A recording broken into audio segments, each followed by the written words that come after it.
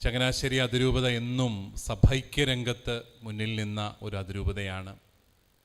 ഞങ്ങളുടെ പ്രിയങ്കരനായ പിതാവ് അഭിവന്യ ജോസഫ് പാവത്തിൽ പിതാവൊക്കെ അഭിവന്യ ബാബാമാരുമായിട്ട് പുലർത്തിയ വലിയ സൗഹൃദവും സ്നേഹവും, ഒരുമിച്ച് പല വേദികളിലും അവർ പൊതുക്കാര്യങ്ങൾക്ക് വേണ്ടിയിട്ട് നിന്നതുമെല്ലാം ഞാൻ ഓർക്കുകയാണ്. ആ രീതിയിൽ അഭിവന്യ കാതോലിക്ക ബാബായുടെ ശുശ്രൂഷയും യാക്കോബായ സഭയ്ക്ക് മാത്രമല്ല ഈ കേരള സമൂഹത്തിന് മുഴുവൻ അനുഗ്രഹമായിട്ട് മാറട്ടെ എന്ന് പ്രത്യേകമായിട്ട് ഞാൻ ആശംസിക്കുകയാണ്. അഭിവന്യ ബാബാ തിരുമേനി അദ്ദേഹത്തിൻ്റെ പ്രസാദാത്മകമായ ഇടപെടലിലൂടെയും സൗമ്യമായ വാക്കുകളിലൂടെയുമെല്ലാം നമ്മളെ ദൈവികമായ അനുഭവത്തിലേക്ക് ഉയർത്തുന്ന വ്യക്തിയാണ്. വളരെ ചെറുപ്പത്തിലെ തന്നെ തൻ്റെ ദൈവിക വഴികളെക്കുറിച്ച് നിശ്ചയമുണ്ടായിരുന്ന വ്യക്തിയാണ് അദ്ദേഹം. ഞാനൊരു വൈദിക പട്ടം സ്വീകരിച്ചത് 28ാമത്തെ വയസ്സിലാണ്. 18ാമത്തെ വയസ്സിൽ സെമിനാരിയിൽ ചേർന്നു, 10 വർഷം പഠിച്ചു. അപ്പം ഞാൻ എപ്പോഴും ഓർക്കുമായിരുന്നു, എനിക്ക് രാവിലെയും വൈകുന്നേരവും ഒക്കെ സംശയമാണ്, ഈ അച്ഛനാകണോ ഇത് തന്നെയാണോ എൻ്റെ വഴിയെന്ന്. അങ്ങനെ സംശയിച്ച് പട്ടം മേടിച്ച ഒരാളാണ് ഞാൻ മെത്രാപ്പൊലീത്തായുമായി. പക്ഷേ തിരുമേനിയുടെ ജീവിതത്തിൽ ഞാൻ മനസ്സിലാക്കുന്നിടത്തോളം വളരെ ചെറുപ്പത്തിൽ തന്നെ അദ്ദേഹം ഡീക്കം പട്ടം മേടിച്ച ആളാണ്. എനിക്ക് വലിയ അത്ഭുതം തോന്നുന്നു. അങ്ങനെ പെരുമ്പള്ളി തിരുമേനിയുടെ ശിക്ഷണത്തിൽ വളരെ ചെറുപ്പത്തിലേ തന്നെ വേറൊരു വഴിയെ അദ്ദേഹത്തിന് മുമ്പിലില്ല. അത്രയും ദൈവികമായ ഒരു തെരഞ്ഞെടുപ്പിന് സ്വയം നിന്നുകൊടുത്ത് ആ ആത്മീയ വഴിയെ നടന്നു വന്ന ആചാര്യ ശ്രേഷ്ഠനാണ് അദ്ദേഹം. അതുകൊണ്ട് തന്നെ ഈ സഭയ്ക്ക് ആത്മീയമായ ആഴത്തോടുകൂടി നേതൃത്വം കൊടുക്കാനായിട്ട് അദ്ദേഹത്തിന് സാധിക്കുമെന്നുള്ള കാര്യത്തിൽ യാതൊരു സംശയവുമില്ല. അദ്ദേഹത്തിൻ്റെ അഭിഷേക ശുശ്രൂഷ കുറച്ചൊക്കെ ഓൺലൈനായിട്ട് കാണാനായിട്ട് ഇടയായി. അതിൽ പാത്രിയാർക്കീസ് തിരുമേനി പറഞ്ഞ ഒരു വാക്യം എന്നെ ഒത്തിരിയേറെ സ്പർശിച്ചു. അദ്ദേഹം കത്തോലിക്ക സഭയിലെ പിതാക്കന്മാരെ സ്വാഗതം ചെയ്തപ്പോൾ അദ്ദേഹം പറഞ്ഞു, നമ്മളെല്ലാം ഒരുമിച്ച് ഒരു ദിവസം ഒരു ബലിവേദിയിൽ ഒരുമിച്ച് കുർബാന ചെല്ലുന്ന സമയം അനധിവിദൂരമല്ല എന്ന് പറഞ്ഞു. നിങ്ങളാരും കൈയടിക്കുന്നൊന്നുമില്ല കേട്ടോ. നിങ്ങൾക്ക് അതിനകത്തൊന്നും ഒത്തിരി താല്പര്യമില്ലെന്ന് എനിക്ക് തോന്നുന്നു. പക്ഷേ നിങ്ങളുടെ പാത്രിയാർക്കീസ് തിരുമേനി അങ്ങനെയൊക്കെ പറഞ്ഞു കേട്ടോ. അത് നിങ്ങളെപ്പോഴും ഓർമ്മയിൽ വയ്ക്കണം. എന്ന് മാത്രമല്ല, അഭിവന്യ പാത്രിയാർക്കീസ് തിരുമേനി ഈ അടുത്ത നാളിൽ കാലം ചെയ്ത അഭിവന്യ ഫ്രാൻസിസ് പാപ്പായുമായിട്ട് പുലർത്തിയ വലിയ ഒരു സൗഹൃദവും അവർ തമ്മിൽ പല പ്രാവശ്യം കൂടിക്കണ്ടതും ഈ സഭൈക്യത്തെക്കുറിച്ച് സംസാരിച്ചതുമെല്ലാം ഞങ്ങളുടെ എല്ലാവരുടെയും മനസ്സിലുണ്ട്.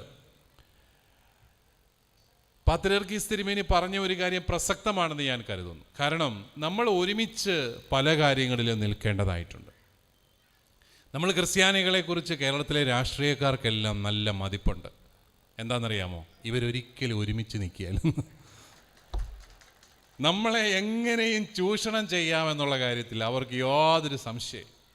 അവർ നമുക്ക് ആർക്കെങ്കിലുമൊക്കെ വിളിച്ച് 2 സ്കൂൾ തരും, അപ്പുറത്ത് അവരവരുടെ കൂടെ നിൽക്കും, ഇപ്പുറത്ത് തന്നെ ഒരു കോളേജ് തരും, അവരുടെ കൂടെ നിൽക്കും, ഇപ്പുറത്ത് തന്നെ ആശുപത്രി അത് തരും. അവർക്കറിയാം നമ്മൾ ഇത്രയൊക്കെ ഉള്ളൂ. കാരണം നമ്മൾ വലിയൊരു സമൂഹമായിരുന്നു. നിങ്ങൾക്കറിയാം, സ്വാതന്ത്ര്യം കിട്ടുമ്പം കേരളത്തിലെ 2ാമത്തെ വലിയ സമുദായമാണ് ക്രൈസ്തവ സമുദായം. 27% ഉണ്ടായിരുന്നു. നമ്മളെല്ലാവരും കൂടെ അധ്വാനിച്ച് അത് 17%ആക്കി. ഇപ്പോഴത്തെ സർക്കാർ സെൻസസ് എടുക്കാൻ പോവാണ്. അതിൻ്റെ കൂടെ ജാതി സെൻസസും കൂടെ എടുക്കുന്നുണ്ട്. ഇതെല്ലാം കൂടെ കഴിയുമ്പോൾ നമ്മൾ എത്ര എണ്ണം കാണുമെന്ന് ഒരു പിടിയില്ല അല്ലേ. 2.7% ആയിരുന്നു, 2.3%. എന്നിട്ട് നമ്മളിങ്ങനെ പെരുന്നാളും വെടിക്കെട്ടുമൊക്കെ നടത്തി ഗംഭീരമായിട്ട് നടക്കുക. നമ്മുടെ ആൾക്കാരൊക്കെ കുറഞ്ഞുകൊണ്ടിരിക്കുക. തിമോത്തിയോസ് തിരുമേനി അതിനെക്കുറിച്ച് പറഞ്ഞു കേട്ടോ. അങ്ങനെയൊക്കെ നോക്കുമ്പോൾ നമ്മൾ ഒരുമിച്ച് നിന്ന് പരിഗണിക്കേണ്ട പല വിഷയങ്ങളുമുണ്ട്. അതൊരു സഭയുടെ വിഷയങ്ങൾ മാത്രമാണെന്ന് ഞാൻ കരുതുന്നില്ല.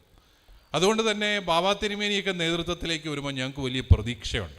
മുന്നിൽ നിന്ന് നയിക്കാൻ നമുക്ക് കരുത്തരായ പിതാക്കന്മാർ കടന്നു വരുന്നു. അത് നമുക്കൊരു വലിയ ആശ്വാസമാണ്. പ്രത്യേകിച്ചും എനിക്ക് തോന്നുന്നു ഈ കാലഘട്ടത്തിൽ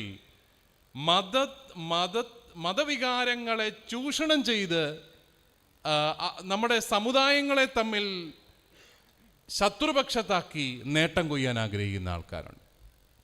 നിങ്ങൾ ഈ അടുത്ത നാളിൽ കേട്ട് കാണും ഒരു വാർത്ത, ചില വർഗീയ പ്രസിദ്ധീകരണങ്ങളിലാണ് വന്നത്, പക്ഷേ അത് ദേശീയ ശ്രദ്ധയെ ആകർഷിച്ചു. കത്തോലിക്ക സഭയ്ക്ക് 17 കോടി ഏക്കർ വസ്തു ഉണ്ട്. അപ്പം എനിക്കത് കേട്ടപ്പോൾ ഭയങ്കര സന്തോഷമായി. ഞാൻ കത്തോലിക്ക സഭയിലെ മെത്രാനല്ലേ, 17 കോടി ഏക്കർ, ഇത് എവിടെയപ്പോൾ?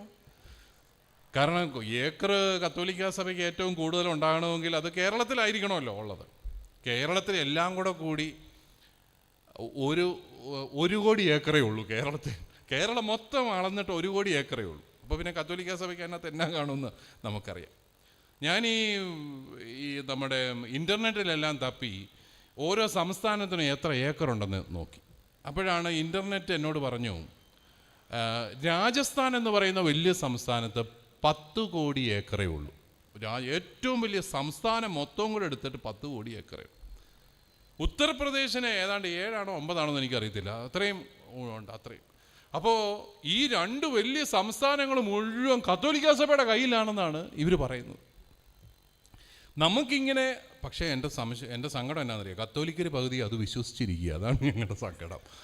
ഇവർക്കത് കാണുമെന്നാണ് പറയും, എത്രമാർക്ക് സ്ഥലമൊക്കെ കാണുമെന്നാണ് പറയുന്നത്. നിങ്ങളും കുറച്ചൊക്കെ വിശ്വസിച്ച് കാണും അത് കേട്ടപ്പോൾ. കാണും, ഇവർക്ക് കാണും ഉറപ്പായിട്ടും.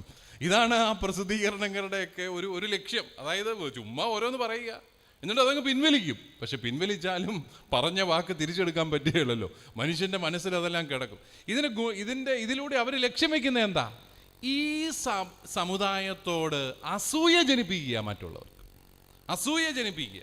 ഇവർക്ക് ഒരു വലിയ പാർട്ടികളാണ്, ഇവർ ഏതാണ്ട് അന്യായമായിട്ട് ഭൂമി കൈക്കലാക്കി വെച്ചിരിക്കുന്ന പാർട്ടികളാണെന്നെല്ലാം പറഞ്ഞ് നമ്മളോട് അസൂയ ജനിപ്പിക്കാൻ പരിശ്രമിക്കുകയാണ്.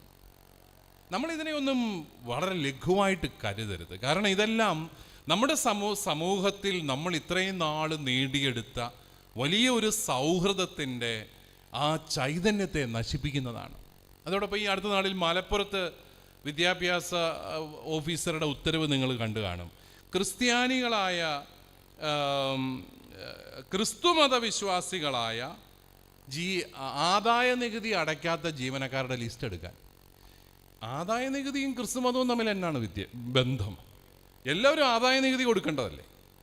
ആദായ നികുതി അടയ്ക്കാത്ത ഉദ്യോഗസ്ഥരുടെ കണക്കെടുത്താൽ മതിയല്ലോ. അതിനകത്ത് ക്രിസ്ത്യാനി ആരാ ഹിന്ദു ആരാന്ന് അവർക്കറിയാം. പക്ഷെ ഇങ്ങനെ ഒരു സംഭവം കൊടുക്കുന്ന ഈ കേരളത്തിലാണ്. ഏതായാലും ഗവൺമെൻറ്റിൻ്റെ ശ്രദ്ധയിൽപ്പെട്ടപാട് ഗവൺമെൻറ് അത് തിരിച്ചെടുത്തു, ആ ഉദ്യോഗസ്ഥരെ എല്ലാം സസ്പെൻഡ് ചെയ്തു. പക്ഷെ നമ്മളെ അത്ഭുതപ്പെടുത്തുന്ന, ഇത്രയും വിദ്യാഭ്യാസമുള്ള, ഇത്രയും സംസ്കാരമുള്ള ഈ കേരളത്തിൽ ഇങ്ങനൊരു ഉത്തരവ് ഗവൺമെൻറ് തലത്തിൽ എങ്ങനെ ഇറങ്ങി? അവിടെയാണ് നമ്മൾ ഭയപ്പെടേണ്ട. പേടിക്കേണ്ട, കർത്താവ് നമ്മുടെ കൂടെ ഉണ്ട്. പക്ഷെ എന്നാലും നമ്മൾ ജാഗ്രതയോടുകൂടി കരുതേണ്ട ചില കാര്യങ്ങളുണ്ട്. മതവികാരങ്ങൾ വ്രണപ്പെടുത്തിയും നമ്മളോട് അസൂയ ജനിപ്പിച്ചും നമ്മളേതാണ്ട് വലിയ കുഴപ്പം കാണിക്കുന്നുള്ളൊരു ചിന്ത വരുത്തിയും എല്ലാം സമുദായങ്ങളെ തമ്മിൽ ഭിന്നിപ്പിക്കുന്ന ഒരു രീതി ഇപ്പോൾ വർദ്ധിച്ചു വരുന്നുണ്ട്. അതിലൂടെ രാഷ്ട്രീയമായ നേട്ടം കാണുമായിരിക്കാം എന്ന് ഞാൻ വിചാരിക്കുകയാണ്. അപ്പോൾ എനിക്ക് പറയാനുള്ളത്, പ്രിയപ്പെട്ടവരെ, നമ്മുടെ ഈ കേരളത്തിലെ സൗഹാർദ്ദ അന്തരീക്ഷം ഒരു കാലത്ത് സ്വാമി വിവേകാനന്ദൻ തന്നെ ഭ്രാന്താലയം എന്ന് വിളിച്ച കേരളമാണെന്ന് നമ്മൾ ഓർക്കണം. കാരണം അത്ര ശക്തമായിരുന്നു ജാതി വിവേചനവും പ്രശ്നങ്ങളുമെല്ലാം. അതിനെ ഇന്നത്തെ അവസ്ഥയിലാക്കിയത്, ഞാൻ നോർത്ത് ഈസ്റ്റിൽ ചെന്നപ്പോൾ അവിടുത്തെ ഒരു ബിഷപ്പിനോട് പറഞ്ഞു, ഞാൻ കേരളത്തിൽ നിന്ന് വന്നപ്പോൾ പറഞ്ഞു, എൻ്റെ പിതാവേ, സ്വാതന്ത്ര്യത്തോടെ വഴി കൂടെ ഇറങ്ങി നടക്കാവുന്ന ഒരേ ഒരു സംസ്ഥാനം കേരളമാണ്. ഞാൻ അതുകൊണ്ട് ആരും വിളിച്ചില്ലെങ്കിലും വർഷത്തിലൊരിക്കൽ കേരളത്തിൽ കൂടെ ഒന്ന് നടക്കാൻ വരുമെന്നാണ് എന്നോട് അദ്ദേഹം പറഞ്ഞത്. അത്രയും സ്വാതന്ത്ര്യമുള്ള, സമത്വമുള്ള ഒരു സംസ്ഥാനമാക്കി നമ്മുടെ കേരളത്തെ വളർത്തിയതിൽ ക്രൈസ്തവ സമൂഹത്തിന് വലിയ പങ്കുണ്ട്. എല്ലാവരെയും ഒരു ബെഞ്ചിലിരുത്തി ഞങ്ങളെല്ലാം മനുഷ്യരാണെന്നും മലയാളികളാണെന്നും ഒക്കെ പറഞ്ഞു പഠിപ്പിച്ചത് നമ്മളാണ്, നമ്മുടെ സ്ഥാപനങ്ങളാണ്. അതിനു മുമ്പ് ജാതീയമായി വിഘടിച്ചു നിന്ന ഒരു വിദ്യാഭ്യാസ സമ്പ്രദായമൊക്കെ നമുക്കുണ്ടായിരുന്നു. നമ്മുടെ കാരണവന്മാർ ത്യാഗമെടുത്താണ് ഈ മതസൗഹാർദ്ദവും ഈ സമൂഹത്തിലെ സാഹോദര്യവും വളർത്തിയെടുത്തതെങ്കിൽ അതിനെ തകർക്കുന്ന ശക്തികളെ കുറിച്ച് ജാഗ്രതയോടുകൂടി കരുതുവാനായിട്ട് നമുക്ക് സാധിക്കേണ്ടതായിട്ടുണ്ട്. അതുകൊണ്ട് ഇങ്ങനെയൊക്കെയുള്ള വലിയ വെല്ലുവിളികൾ നമ്മുടെ മുമ്പിലുണ്ട്. നിങ്ങൾക്കറിയാം, ക്രൈസ്തവ സഭകളൊന്നും ഒരിക്കലും വെല്ലുവിളികളില്ലാതെ ജീവിച്ചിട്ടില്ല. നമ്മൾ ചിലപ്പോഴും സഭയിലൊരു പ്രശ്നമൊക്കെ ഉണ്ടാകുമ്പോൾ അസ്വസ്ഥരാകും. പ്രശ്നമില്ലാത്ത ഏതെങ്കിലും ഒരു വർഷം ഈ ലോകത്ത് എവിടെങ്കിലും ഈ സഭയ്ക്ക് ഉണ്ടായിട്ടുണ്ടോ? കാരണം എന്നാണെന്നറിയോ? ഈ സഭയുടെ ഏറ്റവും വലിയ ശത്രു നമ്മളാരുമല്ല, സാത്താനാണ്, ചെകുത്താനെ.